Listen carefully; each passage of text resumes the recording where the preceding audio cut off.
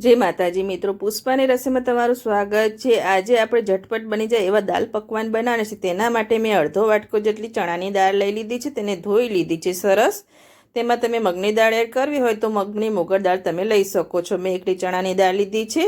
હવે તેને 4 થી 5 કલાક માટે પલાળીને મૂકી દઈશું।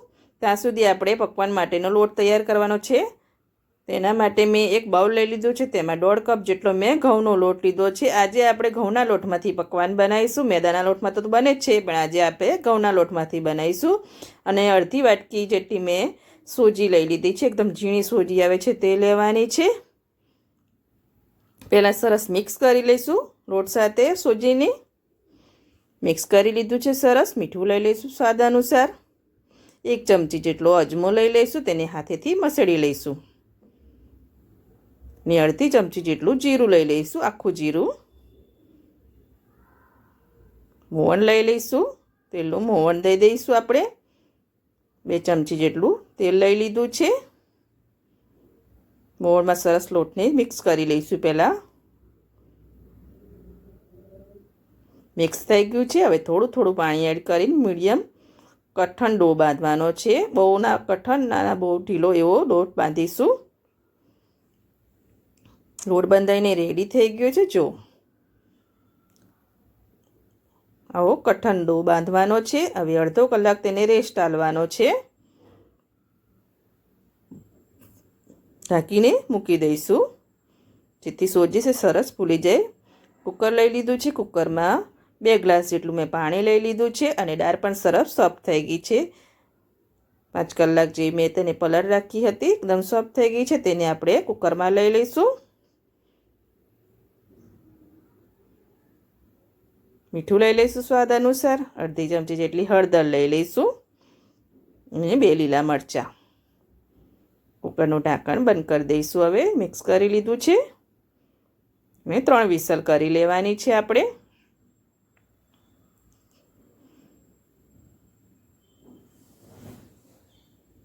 ત્રણ વિસલ થાય ત્યાં સુધી આપણે પકવાનના લોટનો પણ અડધો કલાક જેવું થઈ ગયો છે, તેને આપણે સરસ મસળી લઈશું।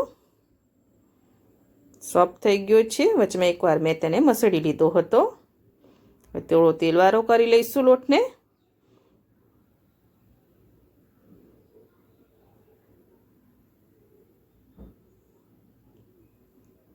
એકદમ સેટ થઈ ગયો છે। હવે લુવા લઈ લઈશું।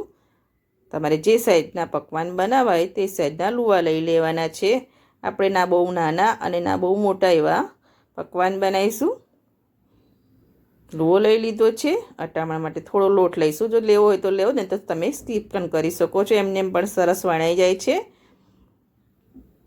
આપણે આ નાના પકવાન બનાવ્યા છે અને એક સાઈઝ આપણે મોટી બનાવીશું। 2 સાઈઝના પકવાન બનાવીશું। અને આ પકવાન બનાવતી વખતે ના બહુ પતલા અને ના બહુ જાડા એવા મીડિયમ રાખવાના છે। વણાઈ ગયા છે। હવે તે તળતી વખતે ફૂલે ના, તેના માટે આપણે આ રીતે હોલ પાડી દઈશું। દરેક પકવાન પૂરી પર આપણે હોલ પાડી દેવાનો છે। જો બીજો લુવો લઈ લઈશું, તેને પણ વણી લઈશું।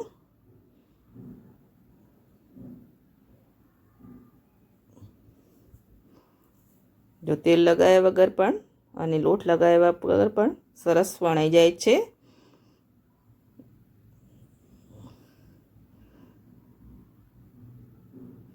હોલ પાડી દીધા છે, થઈ ગયા છે।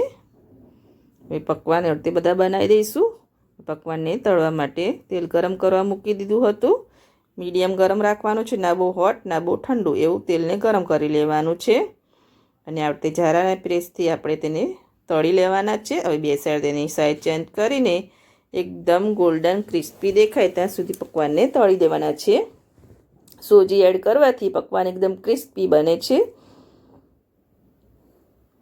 આ રીતે તેની સાઈડ ચેન્જ કરતા રહેવાનું છે। આ એક નાની સાઈઝનો પકવાન બનાવ્યો છે તે તળ્યો છે। હવે આપણે મોટી સાઈઝનો બનાવ્યો છે તે તળવા મૂકવાનો છે। એકદમ ક્રિસ્પી થઈ ગયો છે અને ગોલ્ડન દેખાય છે। જો આવો ગોલ્ડન તળી દેવાના છે પકવાનને।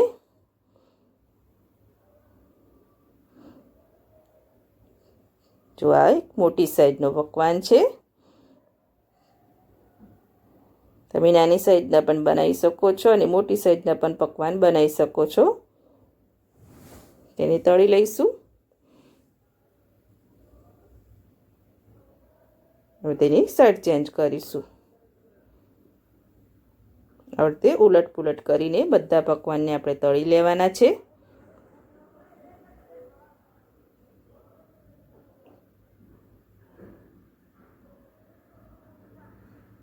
મીડિયમ આંચ ઉપર જ કરીશું. બહુ ફાસ્ટ ગેસ હશે તો એકદમ ગોલ્ડન થઈ જશે, પણ આપણે હલકા હલકા એને ગોલ્ડન કરવાના છે. જો ગોલ્ડન થઈ ગયા છે બે સાઈડ સરસ. આ રીતે આપણે બધા પકવાનને તળી લઈશું. હવે દાળ પણ સરસ બફાઈને રેડી થઈ ગઈ છે. તેનો વઘાર કરીશું. તેના માટે એક પેનમાં 2 ચમચા જેટલું તેલ લઈ લેવાનું છે. તેલને થોડું હલકું ગરમ થવા દઈશું. તેલ ગરમ થઈ ગયું છે. આપણે જીરું લઈ લઈશું અને લાલ મરચું લઈ લઈશું. હળદર આપણે દાળ બાફતી વખતે જ એડ કરી છે એટલે નથી એડ કરવાની. એ દાળ એડ કરી દઈશું વઘારમાં. ડાયરેક્ટ તમે વઘારની તરી દાળમાં પણ એડ કરી શકો છો. થોડું આપણે આમચૂર પાવડર લઈ લઈશું ખટાશ માટે. શેકેલા જીરાનો પાવડર,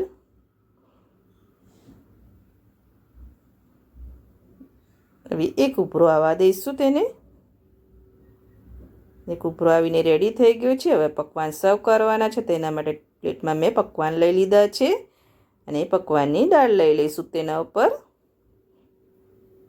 હળદી પકવાન પર દાળ એડ કરી દેવાની છે.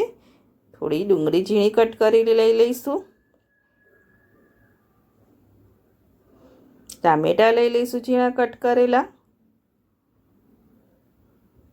ગ્રીન ચટણી લઈ લઈશું અને ખજૂર આંબલીની ચટણી લઈ લઈશું. આ બે ચટણી જરૂરથી એડ કરવાની છે, ત્યારે જ તેનો ટેસ્ટ આવે છે. કોથમીરના પાનથી સર્વ કરી દીધા છે. જો બનીને રેડી થઈ ગયા છે દાળ પકવાન. તમે એકવાર જરૂરથી ટ્રાય કરજો. બહુ ટેસ્ટી લાગે છે અને ફટાફટ બની જઈને ખાવામાં પણ એટલા સરસ લાગે છે. તમે એકવાર જરૂરથી ટ્રાય કરજો. અને જો તમને મારી આ રેસીપી ગમતી હોય તો મારા વિડીયોને લાઇક કરજો, સબસ્ક્રાઈબ કરજો અને બેલ આઇકન જરૂરથી દબાવજો.